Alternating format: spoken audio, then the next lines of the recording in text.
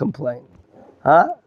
So here we see, in the beginning of Parashat Vaera, something full of splendor, an address, a speech of Moshe, which is so lofty, so high, teaching Moshe what the real picture is about. And he opens up with the first part, just summarizing here. Vayidaber Elokim, he's speaking hard, out of judgment. He's like rebuking Moshe.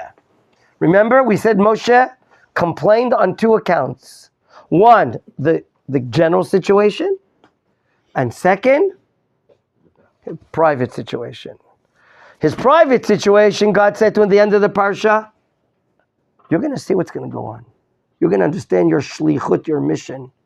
You're going to see what I'm going to do to Paro. But now regarding the general situation, what did you think? That it was one ring, one round? When you have a boxing match, there's the first round. You think it's going to happen in one shot? You don't understand what the gula is about. The gula is not like instant coffee. You put a spoon of coffee in the cup, you pour hot water. It's not something instant. The gula is a byproduct of a process. A process. But before I tell you about the process in part one of Moshe, of God's speech, you know, I established a brit with your forefathers, Avraham, Yitzchak, Yaakov. Ushmi HaShem, and my name, God, was not. They were not aware of it. Meaning, I did not yet fulfill the process of giving the land to them. They were a family in the land, and they didn't complain. Now it's going to happen to you in your generation, and you're complaining. You don't understand the picture. You're saying once you arrive, the situation is worse. Relax. I'm going to tell you that it's a product of 4 stages, where the speech is, you're going to tell Israel the Bisorot Tovot, the good news. And he gives us 7 verbs, all with a letter Vav, Hayipuch, the turning around. Vav, what's going to happen in the future, in the near future. And here, Moshe Rabbeinu is appointed to go a second time and speak to Bnei Yisrael and tell them the situation. Now, when we saw here 4 languages of Geula, God finished speaking about the past, the lovely past, the beginning of Hebrew civilization, the Avot, going back hundreds of years to Avraham, Yitzchak, Yaakov. And now, God, in his speech, as Menachem Malevich explains in a great book, has now shifting to speak about now and tomorrow. Now and tomorrow. And here, HaShem says, don't worry, I see the shi'abud that they're subjected. I see they're crying out their pain and their affliction. But God's going to reveal himself with strength, with splendor, with great power and loftiness that the world has never seen before. And here, HaShem reveals, when you counted moments ago, 7 verbs, it's like an unending current of action that God's going to be doing. Full of action. 7 verbs, 7 activities that eventually will end, that the Jewish people will understand about the physical redemption. How many of these 4 stages of redemption are physical? The first 3 are certainly are physical parts of the redemption. Okay? And then Geula, V'ga'alti etchem, maybe we can say V'ga'alti splits into 2 parts. The next part, V'lakachti etchem li la'am, I will take you for me as a nation. Where will that happen? Where will the entire nation stand together? Har Sinai. And what will be the result of that stand? Vayiti lachem le'elokim. I'm going to be for you a God. That's clearly what part of the redemption is that talking about? Physical or spiritual? Obviously, a spiritual Okay? God is going to make a Brit. God is going to make a Brit. But then it's not yet finished. What will be the finale of taking them out and bringing them to Mount Sinai? In verse 8 we saw verb number 6. Veheveti etchem el haaretz. I'm going to bring you to the land. That basically, gentlemen, will fulfill two parts of the Geula. The Geula will be complete when? Aleph. We reach a spiritual standard, and that'll be at Sinai. But I promised your ancestors with an oath. Do you see the word, the oath, in Pasuk Chet? Can you please tell me where the word oath, swearing, appears here? In verse 8?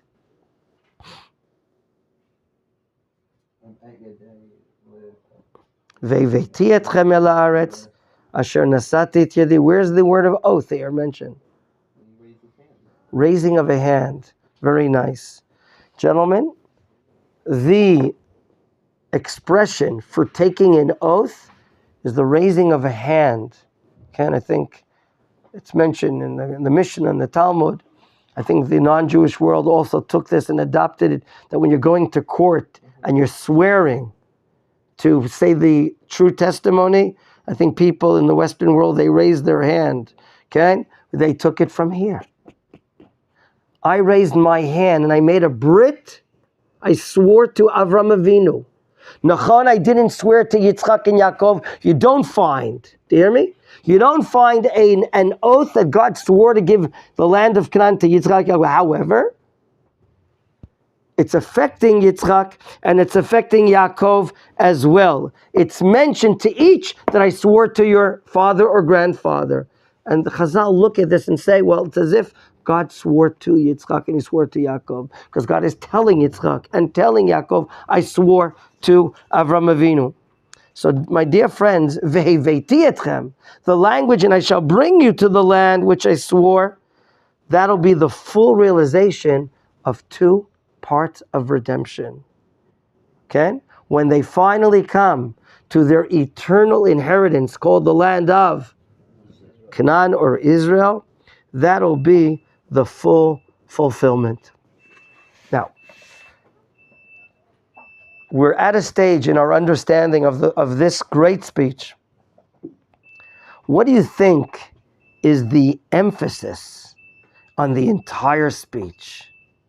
What term can you identify, put your hands on, in this long speech of 7 verses? Okay? Is it 7? No, it's Chet. 8 verses. Is it 8? No, it's 7 verses. What do you think the emphasis here is that is bringing the oomph, the strength, the velocity to this speech? It's related to 4, the number 4. Did you or not notice what term is repeated and appears here 4 times? 4 times. Did anyone notice it? No. Something that is the emphasis, perhaps, of the entire speech. Ani what? Ani HaShem. How many times do you see it? Please identify. Number 1.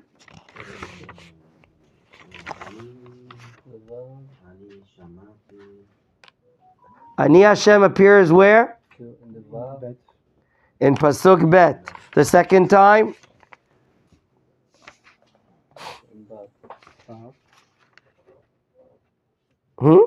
Ani HaShem does not appear in... Yes, you're right, in Vav, correct, I'm sorry. Vav the third time. In Pasuk Zayin Ki Ani HaShem. And the fourth and last time at the end of the speech. 4 times. Do you remember what Rashi said? How do we define? Let's take at least the Rashi's explanation. How did Rashi explain the understanding what is Ani HaShem? You see it in the beginning of the parsha. Rashi says in Pasuk Bet, Ne'eman l'shalem sachar tov lamitalchim lefanai. I am what? Faithful to pay the good reward for those that go in my path. Velo lechinam shalachticha. And therefore I didn't what? Send you for naught. Ki im likayem dvarai shedibarti le'avot harishonim.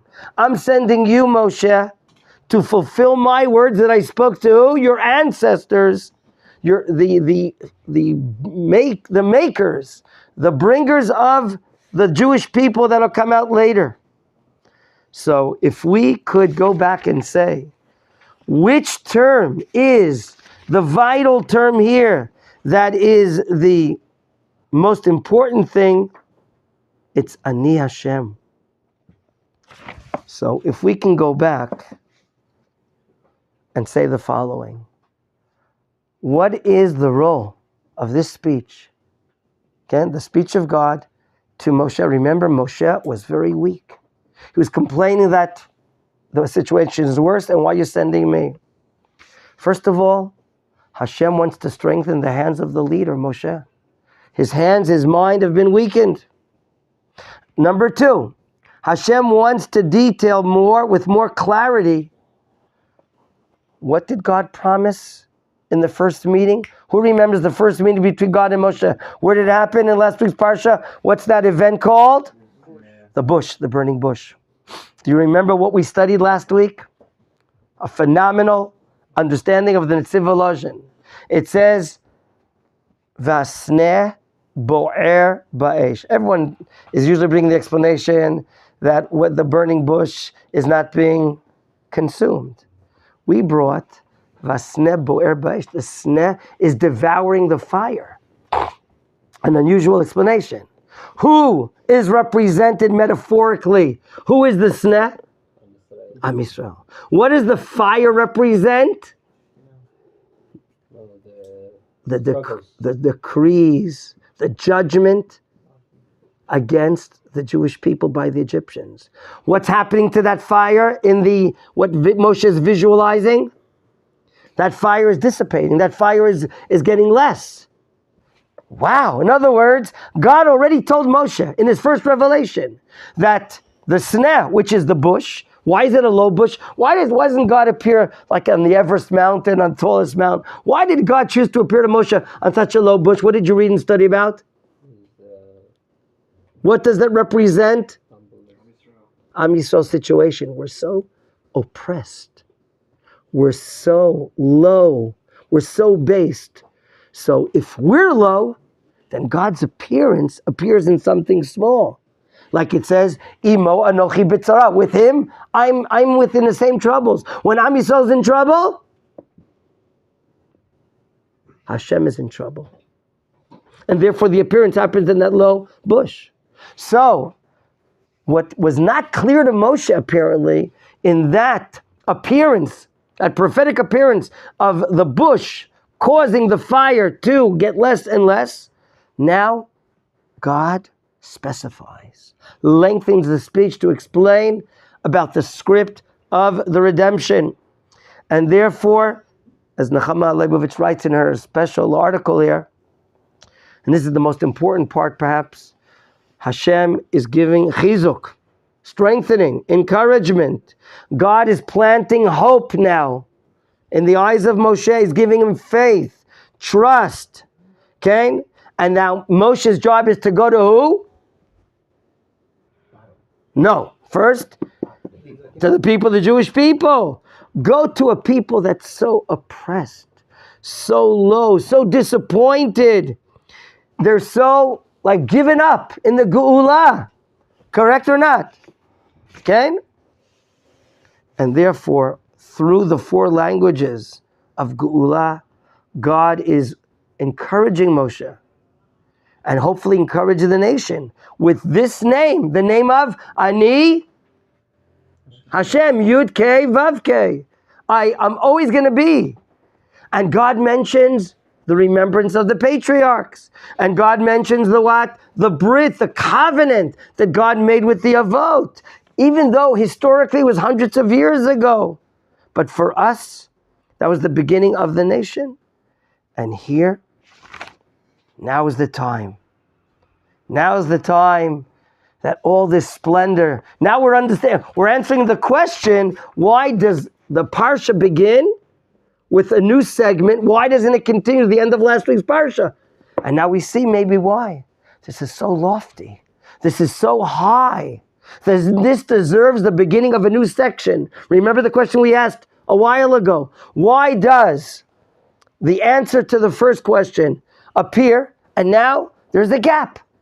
And now we have a new segment, the beginning of a new parsha in verse 2. Why doesn't everything happen at the same time? Answer. The second answer is so lofty, so splendid, so great about God's powers, what he's going to do. Remembering the patriarchs, remembering the Brit to them. That's the answer to that question. Do you understand? And now, after this speech, I'm waiting now for the response of Bnei Yisrael. I'm really curious to know. After the speech of these 7 verses, where Moshe goes and he speaks to what? Vayidaber Moshe, I'm reading Pasuk Tet as we're coming to the end of today's shiur. Vayidaber Moshe Kang. He speaks, he brings the entire message, this lofty message. All the matters that God put in the mouth of Moshe Rabbeinu.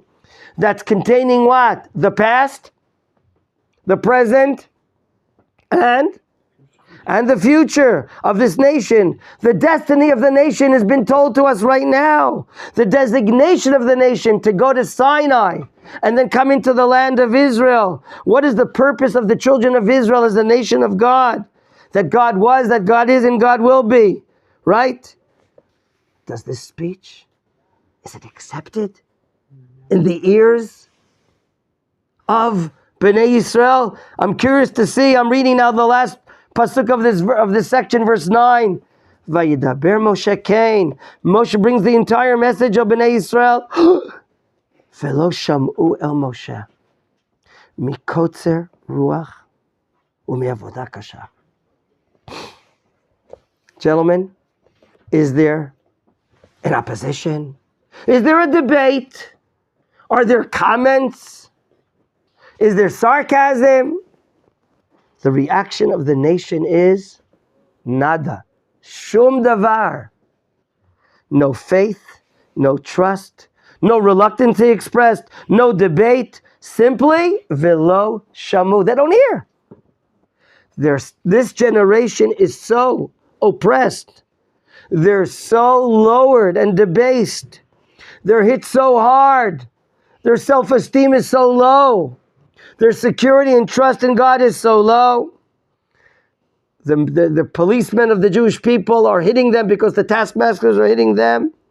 They do not hear anything. Do you have an ending musical ensemble here to say? Tan taran. Nothing.